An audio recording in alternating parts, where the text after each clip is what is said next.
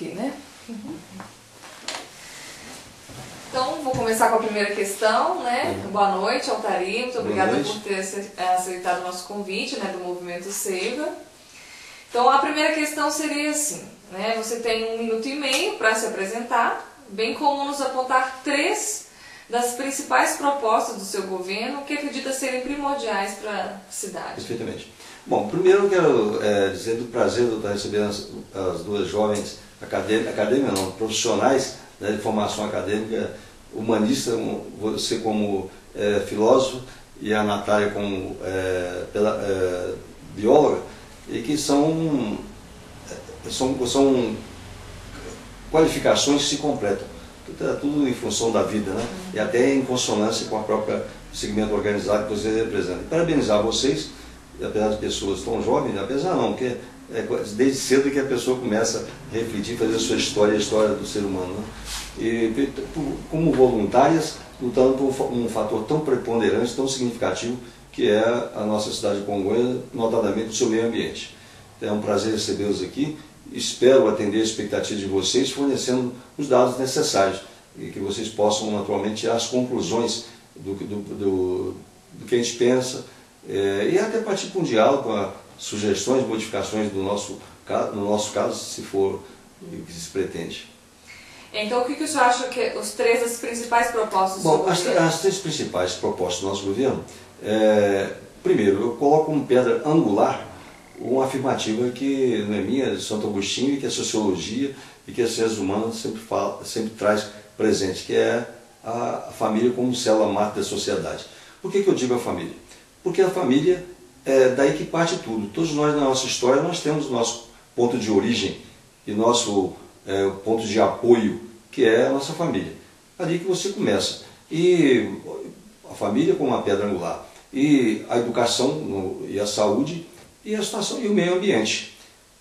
Quando eu digo meio ambiente, nesse preâmbulo que nós tivemos aqui, o que é o meio ambiente? Eu sintetizo o meio ambiente por uma maneira bem que eu acho que traduz o significado bem abrangente que é meio ambiente, sinteticamente.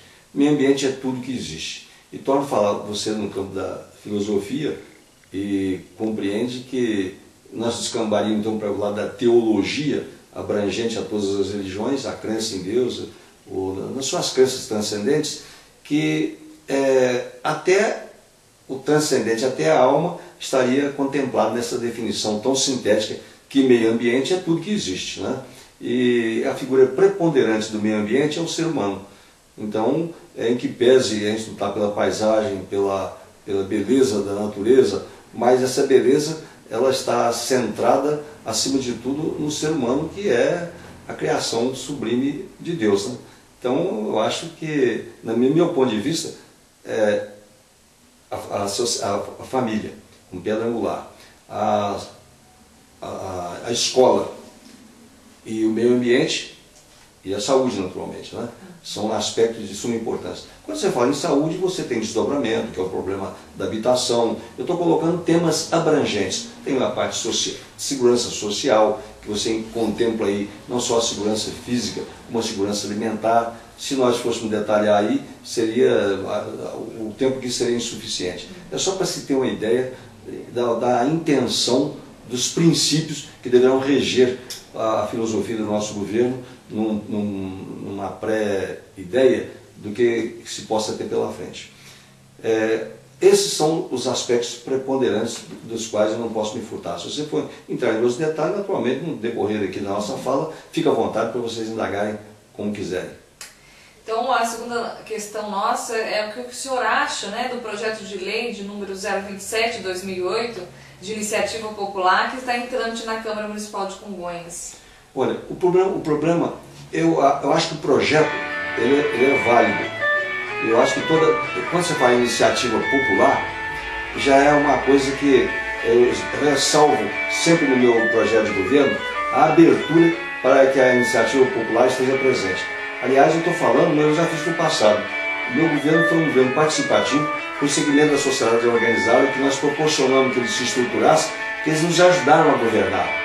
Como a associação de bairro, a primeira que foi criada foi no meu governo, na época da ditadura, que é o do bairro Dom Oscar. Depois outros segmentos foram organizados subsequentemente, como por exemplo a Associação Comercial e Industrial de Congonhas, o Sindicato dos Professores, o Sindicato dos Servidores Públicos Municipais, a própria APAI, a Ordem dos Advogados do Brasil, todos, e isso mais que não está me ocorrendo aqui no momento, todos esses segmentos eles foram proporcionados e incentivados pelo governo municipal sem intervenção, porque as pessoas que estavam dirigindo, a pessoa que tinha autonomia, dignidade, exerciam plenamente a cidadania e vieram ajudar o governo municipal a governar. Então eu só entendo um governo participativo quando a sociedade, independentemente, dê opinião, tragam sugestões e ajudem a elaborar um projeto social abrangente. É o que vocês estão fazendo. Só tem que louvar e parabenizar isso aí. Mas e em relação a esse projeto de lei específico que define as poligonais? Ali eu vejo uma certa indefinição das poligonais. Esse foi vamos dizer assim, o calcanhar de Aquiles, o pivô da questão que está criando toda essa polêmica. Não, se essas poligonais tivessem bem definidas, favoreceria o Ministério Público, favoreceria a opinião popular. Eu acho que no primeiro momento a população só teve uma informação superficial e não uma informação básica, delineando perfeitamente o que seriam essas poligonais.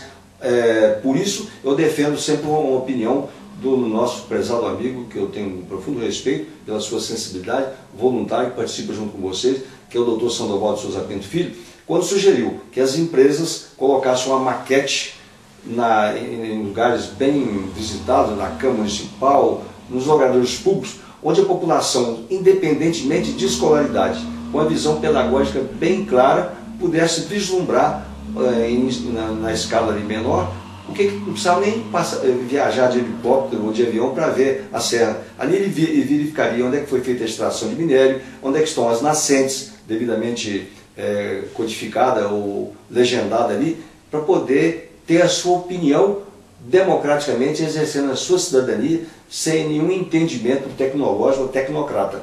Eu acho que isso aí, ele foi feliz e nós não vamos inventar a roda. As boas ideias nós devemos aderir. Acho que se a CSN e outras empresas fizerem isso, elas estarão prestando um grande serviço à coletividade e tendo parceiras até no objetivo da sua empresa, que é naturalmente o desenvolvimento econômico, mas sem criar transtorno para a população de Congonhas. Ótimo. E agora a terceira questão, que também está relacionada a isso, é qual a sua posição, acerca do embate Congonhas versus mineradoras? O que pretende exigir das mesmas dentro do seu plano de governo em prol das benfeitorias para Congonhas quanto ao meio ambiente, saúde, incentivo à cultura, habitação? Então ontem eu dei uma entrevista para um jornal, eu vou mais ou menos reproduzir aqui. A cidade de Congonhas e toda a população no mundo moderno está aberta a qualquer investimento que vise não só o crescimento, mas o desenvolvimento com qualidade de vida da população. Em tese, ninguém é contra isso. O que se quer é que isso aí seja feito de tal ordem que não crie transtorno na saúde da população. A administração pública, o povo de Congonhas, não deseja dádiva, oferendas, ela quer uma coisa concreta. O direito de cada um preservado, o direito à vida, a dignidade acima de tudo, o exercício da cidadania. E isso aí passa para o direito à vida acima de tudo, como vocês estão aí defendendo muito acertadamente. Então, quando se implanta numa cidade com um crescimento vertiginoso de uma mineração, que queira ou não, ela é também predatória, cria uma série de transtornos, que começa desde a hora que se implanta a Constituição Civil, que é a Constituição Civil. Eu assisti esse filme, entre aspas, com a Aço Minas, na época que era da ditadura, na época que pertencia ao grupo Siderbras, que era empresa estatal, que tinha uma visão socialista democrática, porque o Estado estava intervindo e fez uma infraestrutura magnífica, que foi da cidade de Ouro Branco, beneficiando a região também, lá com a FOB, com a escola, enfim. Ainda assim, nós tivemos transtorno de toda a ordem, essa população flutuante que veio para a cidade, provinda de todos os lugares, até do exterior, sem também uma cultura adequada com a nossa cidade, criando uma série de transtornos. E a cidade não estava infraestruturada para isso. Naquela ocasião, apesar de ter todo o suporte do governo federal, e até estadual, e até municipal, Aí nós sofremos as agruras dessa implantação. Imagine agora que o capital é privado, que não tem esse compromisso social maior de socialismo democrático, a situação é bem mais grave. Por quê? Quando um evento dessa natureza se instala na cidade e a cidade não está preparada para poder receber esse evento, quem paga isso é a população, como nós estamos vendo aqui. O que vai acontecer? A demanda hospitalar, a demanda da escola, a demanda da infraestrutura da cidade, a demanda oriunda da poluição ambiental, enfim, tem problemas de toda a ordem. Ora, quem contribuiu para esse desarranjo, eu entendo que também deverá ser parceiro no rearranjo da cidade. Não é que nós vamos cobrar da empresa que ela venha administrar a cidade, que ela venha fazer tudo na cidade, não. Nós queremos uma parceria para que possa fazer frente a essa situação adversa e inesperada. Isso que nós queremos. E além dos impostos, os impostos é um aspecto, mas esse desarranjo que está acontecendo na nossa cidade, com um aumento desenfreado que vai muito além da capacidade nossa de atender a demanda, principalmente na área da saúde, é preciso sim que nós sentemos, conversemos, todo o segmento da sociedade organizado, o Ministério Público, o Executivo, o Legislativo, os voluntários, para poder chegar a um denominador comum e falar assim, olha, cada um de nós vamos defender o nosso ponto de vista, mas com a convergência para a realização plena do bem comum, que é, acima de tudo, a vida, com qualidade. O senhor se importa que se tivesse uma pequena pausa? Pois não. Não, pausa. Tá dando para... Tá muito bem. É só... Ok? Então vamos para a próxima questão, né? Que é, vamos supor que a crise econômica, que assola a Europa, chegue por aqui. Como vamos lidar com esse contexto, tendo em vista que poderemos sofrer com a diminuição da arrecadação do município, que está diretamente ligada à mineração, ou seja, ao capital internacional? Olha, essa é a preocupação que eu já tive a oportunidade de explicar lá no Sindicato dos Servidores. O ano passado, tem falado no meu partido político esse aspecto, que nós temos que preparar para o pior esperando o melhor. Sem pessimismo, mas sem otimismo exagerado. O que está acontecendo é que o minério de ferro e a soja, mas no nosso caso o minério de ferro, constitui as commodities que estão sustentando a parte financeira do país no exterior, notadamente o minério que vai para o mundo asiático. Se isso acontecer, nós vamos ter que sofrer os reveses aqui sim. E a minha grande preocupação é que, se isso acontecer, nós não tenhamos recursos suficientes para poder atender essa demanda. A demanda financeira de manter a cidade como deve ser, com qualidade de vida, financeiramente, com o número de empregados que tem. Então, a nossa próxima questão, a gente elencou 8 temas para que o senhor fale sobre... Vou explicar ainda. Então, a alternativa, que não seria só no meu governo, seria desenvolver um trabalho, como já desenvolvi em épocas passadas, com o turismo. E ele não se consumará, o projeto só no meu governo. Ele precisará de um plano plurianual para que tenha sustentabilidade. Então, a nossa próxima questão, a gente elencou 8 temas para que o senhor fale sobre os problemas enfrentados na cidade e as soluções propostas por sua política de governo. Então, numa breve síntese, primeiro ponto, saúde. O problema da saúde, a primeira coisa consiste em saber qual o aparelhamento que a cidade tem para atender a demanda que nós estamos enfrentando. Se, uma vez analisado isso, a demanda que não tem condição de ser atendida, tem que criar uma infraestrutura que possa atender. Então nós chegaremos a uma culminância, como até hoje existe, não vamos aqui tapar o sol com a peneira. Existe condição aqui, que por melhor que seja a rede hospitalar, aprimorada, logo que seja, que ainda não tem condições de atender, que é obrigado a recorrer à capital. Como tem também determinadas situações de intervenções que até na própria capital não tem condição de resolver. Tem que ser o hospital das clínicas de São Paulo ou algo semelhante. E conforme o caso mais dramático, até no exterior. Eu estou colocando isso para poder se ter uma ideia da gradação do complexo da educação. Me desculpe, da saúde. Né? Então, o que se pretende fazer é levantar o potencial que tem, verificar o que pode atender ou não e procurar socorrer a demanda reprimida que tem por aí. Educação. Na área da educação, eu volto a falar aquele aspecto basilar, ou básico, que é a família.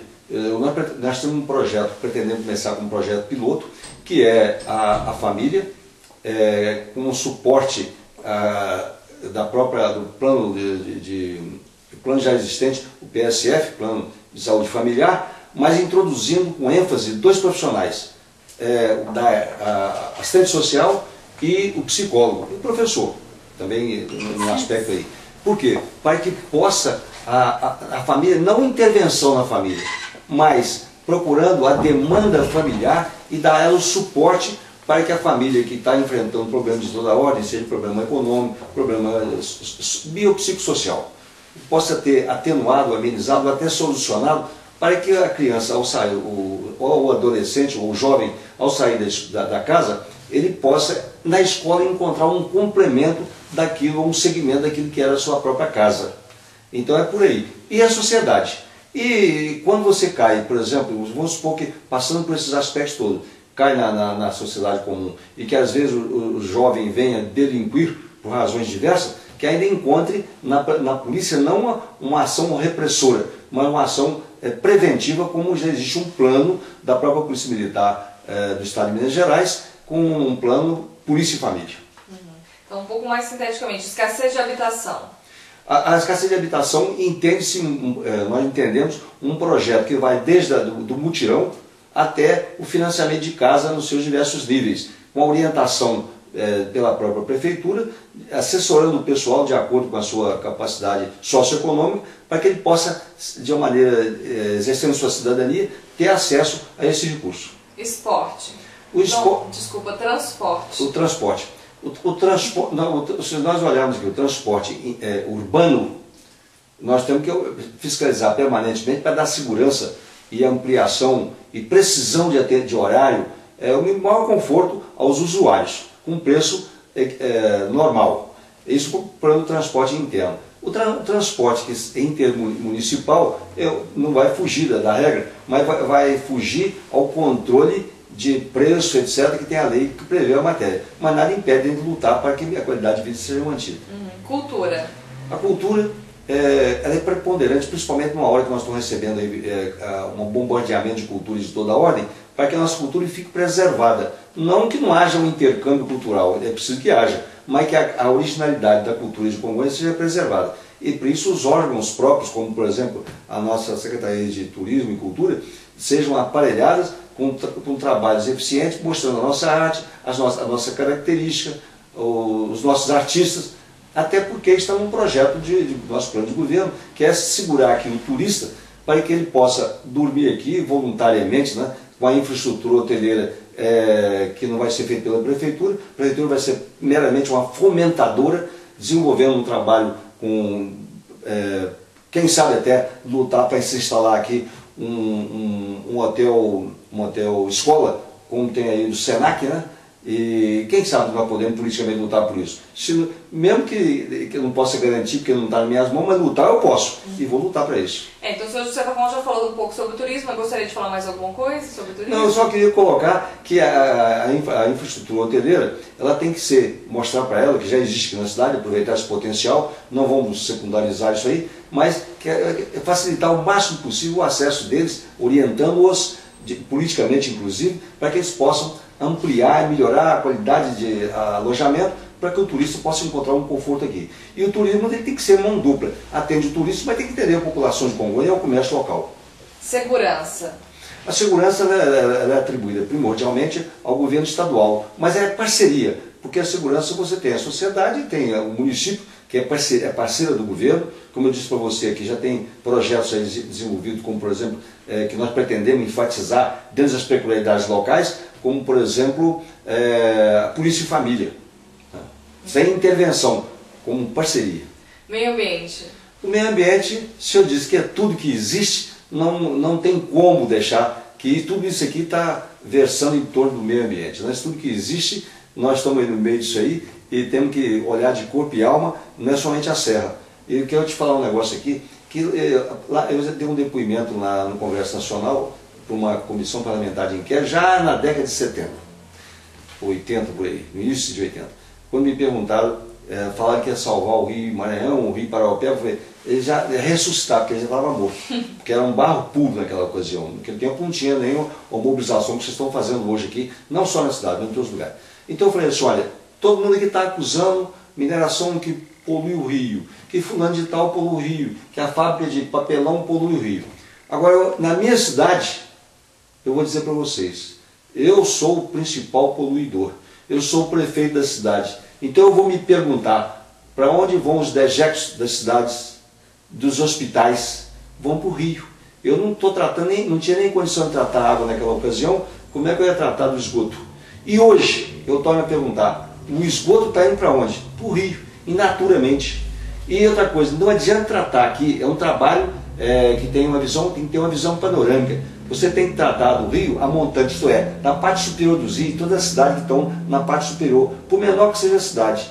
Tem que tratar o esgoto, porque no fluxo do rio até desaguar no mar, ele tem que ser tratado de tal ordem que não fique só no papel, só na filosofia ou só no discurso, seja na prática. É preciso um trabalho global no país, e aqui no caso nosso em Congonha, pela microrregião do Alto Paraopeba, por exemplo, para que faça um tratamento, recorrendo ao governo federal e estadual, em todos os dejetos da cidade, para que o rio não seja poluído. Porque não é só a poluição que se vê, às vezes um rio barrento, ele não está poluído com micróbio, mas um rio cristalino pode estar poluído com micróbio, causando graves transtornos na saúde do ser humano ou dos animais. Então o senhor se compromete a colocar essas soluções no seu plano de governo? Olha, veja bem, a circunscrição da administração municipal está presa a limite do município, até onde vai o meu poder de ação. Nessa luta eu vou fazer, sem dúvida alguma. No que foge à área do município, eu já tive a oportunidade de ser presidente da microrregião do Alto Paraopeba, eu vou mobilizar, sim, as associações do município para poder lutar por esse ideal. Eu acho que isso aí, não é problema só de Congonhas, é do nosso estado, é do nosso país. Ok. E como a gente consegue o acesso à cópia do seu plano de governo? Pela internet. Agora aqui, eu fico até um pouco constrangido, porque nós estamos falando aqui, eu sei que vocês são uma organização, muito acertadamente, suprapartidária, mas é uma política de alto nível. Política, como se fala a palavra, né? Como a vezes está tão deturpada, vocês estão exercendo a verdadeira política. É o ideal de todos nós, é o ideal que todo mundo sonha transformar em realidade. Se Deus, vamos chegar lá. Mas no jornal que nós soltamos, nós colocamos uma síntese, é um resumo. Princípios, resumo, princípios e mais o que eu falei ali. Botei 3 aspectos ali. É um resumo e princípios de governo. Posso fornecer para você. A gente gostaria de ter acesso ao completo, se a gente puder ter acesso. Perfeitamente. Posteriormente. Com todo prazer. Então, a próxima questão é de onde vêm os financiamentos da sua campanha? O financiamento da minha campanha, eu costumo dizer o seguinte, eu sou legalista. O financiamento da minha campanha ela vai ser uma campanha relativamente simples e transparente, além do que a lei manda. A lei eu já obrigo, graças a Deus, sou favorável eu sou favorável até que o financiamento seja um financiamento público do próprio governo federal, abrangendo a todos de maneira bem transparente. Mas qualquer ajuda que obedeça à ética, à moral e à legalidade, não tem problema nenhum. E que nunca seja moeda de troca. Vou te fornecer, vou te financiar, mas você está cerceado na sua liberdade de representar o seu povo para submeter a determinado capital, de determinada empresa ou de determinado grupo. E jamais nós vamos aceitar. De maneira bem transparente, não só agora em época de campanha, mas sempre eu tenho que dar essa satisfação. Nós estamos abertos a qualquer ajuda. Se a população quiser ajudar a nossa campanha, se a empresa quiser ajudar a nossa campanha, sem problema nenhum. Só que seja nesse tripé: legalidade, ética e moral. E transparência, que eu estou dizendo. E aí o senhor se compromete a apresentar a planilha de gastos, a situação financeira? Evidentemente, até a lei.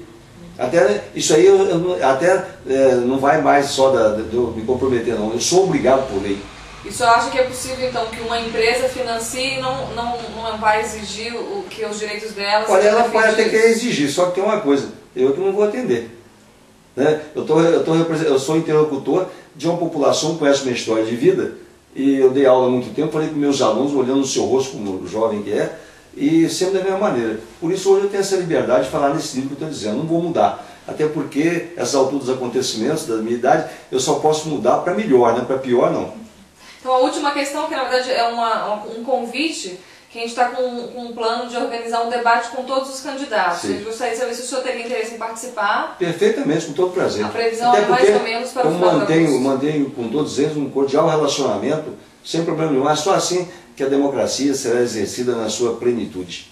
Então tá bom, o Movimento Seiva agradece. Eu agradeço a vocês, a Natália, a Renata e a Amanda. Amanda. Isso. E eu acho o seguinte, eu gosto de fazer tentei um pontinho para falar. Vocês representam a juventude que eu acredito. Vocês representam a verdadeira juventude, que às vezes a pessoa mais velha fala assim, porque a juventude de hoje não, a juventude de hoje é boa. Eu fiz um curso aí na UFMG, um último curso que eu fiz, eu e minha mulher, e que nós ficamos admirando o jovem médico, psicólogo, que estava em volta da gente, profissional muito jovem, mas de brilhantes, que a gente sabiam que ia exercer a sua profissão assim. Essa é a juventude que a gente almeja para o Brasil. Com certeza, isso acontecendo, principalmente no voluntariado que vocês estão fazendo aí, o Brasil de amanhã e de hoje será bem melhor do que o de ontem. Então tá bom, muito obrigada, viu? Eu que agradeço, parabéns para vocês, que Deus ilumine o caminho de vocês. O nosso caminho, né? Nossa, amém.